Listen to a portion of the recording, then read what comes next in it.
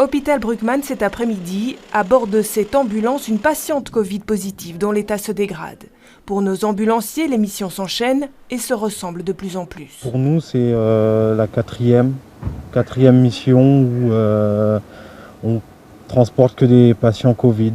En fait, on ne l'a pas vu arriver. Pour moi, personnellement, je ne l'ai pas vu arriver. J'ai vu que ça s'est accéléré là à partir de lundi. Les 8 ambulances de cette entreprise privée tournent à plein régime avec une crainte, transporter uniquement des patients Covid. À partir de quand on doit répondre à des demandes des hôpitaux pour transférer des cas Covid, on n'est plus disponible sur d'autres missions qui sont certes moins urgentes, mais indispensables, puisque si un individu ne se rend pas à sa dialyse, à sa radiothérapie ou à sa chimiothérapie, il meurt. Autre crainte, que le personnel à peine remis de la première vague ne s'épuise.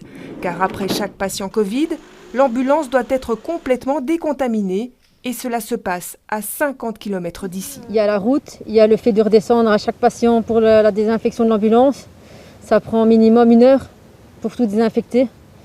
Et même le temps de midi, des fois on le saute parce qu'on n'a pas le temps, on enchaîne. Maintenant, humainement parlant, il y a un moment donné où il y aura une limite. Et à partir de quand on atteint une limite, la problématique, elle est là, c'est qu'on ne fait plus du bon travail.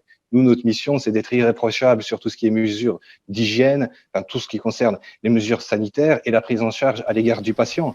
Et actuellement, on n'est pas du tout dans une période sur laquelle on peut se dire on va engager de nouvelles personnes. On n'est pas dans une période où on peut former. C'est trop risqué de former des gens au jour d'aujourd'hui qui viennent juste de sortir des écoles, qui n'ont pas l'habitude des protocoles sanitaires. Aujourd'hui, le secteur du transport médico-sanitaire tire la sonnette d'alarme et demande aux autorités bruxelloises une reconnaissance du travail accompli et aux citoyens de rester un maximum chez eux.